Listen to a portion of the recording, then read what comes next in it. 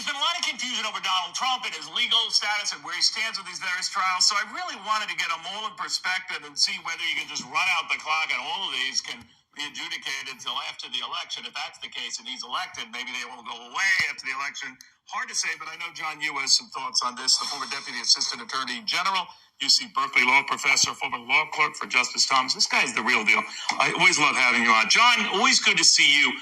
But the Supreme Court's move to hear oral arguments on the former president's claim of having immunity from prosecution.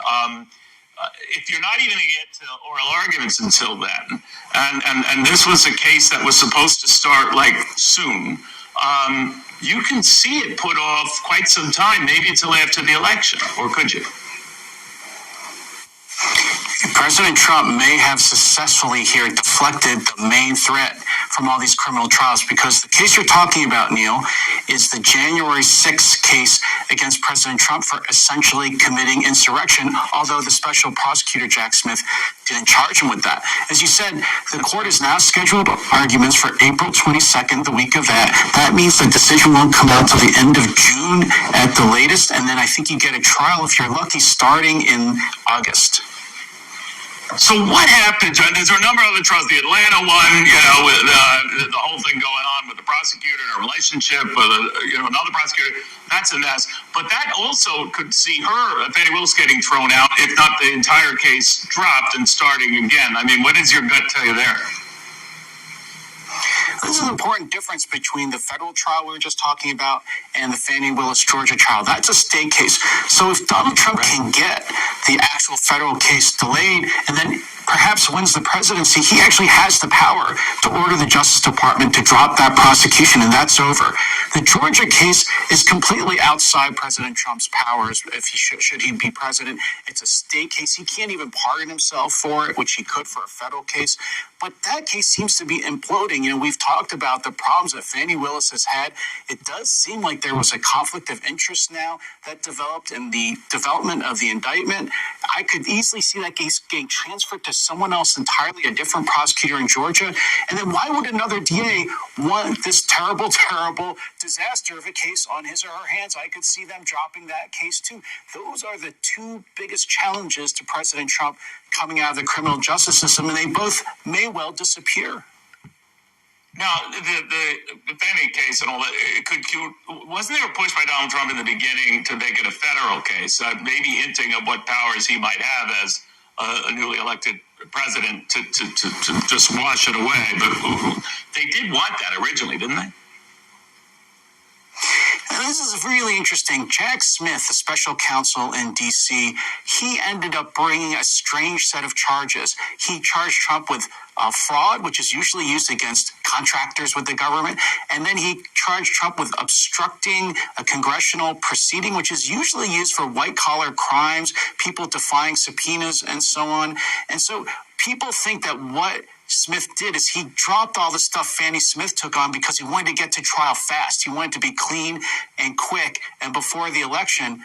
But now with Trump's immunity claim going up to the Supreme Court, it may well be that Smith's strategy didn't work. And so Fani Willis' sprawling investigation, those were all the things that people thought Jack Smith was going to do, but he ended up dropping them in the favor of speed. But I don't think it's going to work for him. Real quickly, the biggest pressure for Donald Trump right now are these civil cases. He has to put up the $90 billion for the E. Jean Carroll case. He has to put up about $4 to $54 million on the Trump business in New York and all that case. But he can go ahead and try to collateralize this to try to get some money or loans if he can find them. So what do you make of that? I think that damage award has got some serious problems, as we talked about before, Neil. It doesn't seem, this $350 million plus $100 million in interest, it doesn't seem to be linked to any damages that were suffered. I think Trump might have an interesting claim to get to the Supreme Court on that one too as an excessive fine. But this requirement that you put $450 million down to have the right to appeal is going to be a real problem for him. And I hope he can find it, just because he does have some rights here that he ought to be allowed to litigate. But on the other hand, who's going to lend him money at this point? The court just said he's a bad person to lend money to. He lies on his applications. Yeah, John, I want to give you credit, my friend, though, because early on, when these cases were first being thrown, you were picking them apart and what could make them unravel. And sure enough, just a couple that you just mentioned are beginning to unravel on that very issue. So we'll watch it closely. Always good seeing it. There's one simple Wow, sugar. so that was the update for Fani Willis and Trump's 2024 cases imploding law professor that came on from U.S. Berkeley, John Yo, who provided an analyst, Chinese American, who brought that on Fox Business yesterday. So, yeah, that's an update. And make sure you guys check out the Fani Willis episode that I covered on here. Not much, because they have enough media and press out there for you. My platform is diverse. It's really a documentary, but it houses here on my episodes on my podcast that are two different ones, and it's broken down into both commercial being business, but yet personal. The Chantel Heart Show blog. And then, which was hit by conspiracy, government corruption, and gatekeepers. So I pretty much gave up, but I'm returning. And I had a vision. God gave me a vision that I was drowning in sorrow and literally, drowning, murder plots carried out. And I survived that incident. As far as me and my daughter in the dream, it was just an attack, a spiritual attack. And it was just showing like a parable of what was happening to me and my daughter with all the attacks, physical, although it was a spiritual dream, vision within a dream within a dream. And I saw the anchor of the Lord in the dream and as the water, in the water as the anchor. And he brought us up. And he was letting me know while I was drowning to hold steadfast and have faith. And I did that. And immediately seconds we were coming back up, because the angels of the Lord was bringing us back up. Power of God's miracle, his authority, his favor and grace, bringing us back up out of the sea, the ocean, where the enemy had threw us in and seemed like we was in over our heads. So one day, my websites were hit, WordPress, blogs, everything, AdSense, domains, you name it. And ID theft victim to go along with that, tax fraud, by people out there, dark web. And I came across, I believe it was an ad or a commercial, and it said, be anchored. And I said, that's funny, because this morning I had just had a vision about anchor and drowning and, being captured by goons and perishing in water. And the Lord brought us up out of the sea, because I had great faith. Me and my baby, and anchor was released, and we came up for air and sit at the physical computer where I was podcasting for my life on WordPress and another app through iHeartRadio was Spreaker Radio, and I love that. And it pays for content like Twitter. And yeah, and it said join Anchor right now, and I just immediately got chills, and it took me a while, and I dropped some tears. And it was after the hit and run, the deadly hit and run, and goons and gatekeepers getting after me and my daughter. Her neck was almost broke. It was fractured. I was injured pretty badly. And lo and behold, the gatekeeper, the ex-husband, comes on injured as if he had been in a car accident too. Is that not suspicious? We wasn't in the same place. We wasn't in the same car, but around the same night and day and week. And then he blamed it on dancing. That's a lie. I've seen him dance a billion times. I've helped choreograph his dancing. I've seen him tired. I've seen the spirit that was dark, Illuminati spirit, gatekeepers, the same spirit at the Travis Scott concert that took spirits, that same spirit that was uttered out, weakened him where he couldn't get up.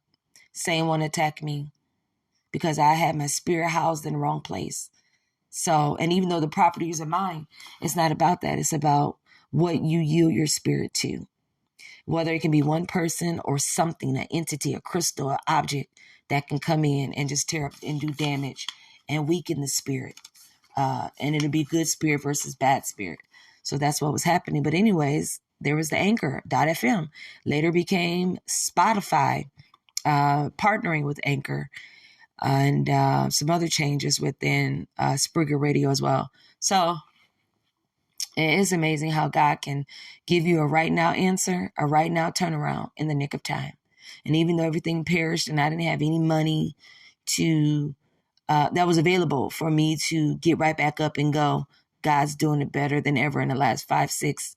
Well, this is the 6th, 7th year of great turnaround, of great prosperity. And even though I've not been sitting in it, I'm getting ready to enter into it in my 6th year.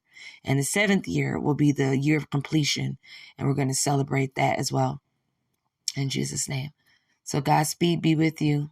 Thank you for listening in on that. I believe that's the only update I have for Fani, Willis, and Trump. I actually didn't know that Fox News was going to combine it because I didn't read it. But yeah, so that was good. And I will leave it at that and come back because where I'm really am is I'm be sure you check out the update on your social media, press, and podcast, local newsstands for Fani Willis updates against the state of Georgia and Donald Trump, along with his ridiculous fight to come back for presidency. My goodness. So we shall see what it would be. And I want to remind you before I log off, vote no for Trump. Trump has been trumped.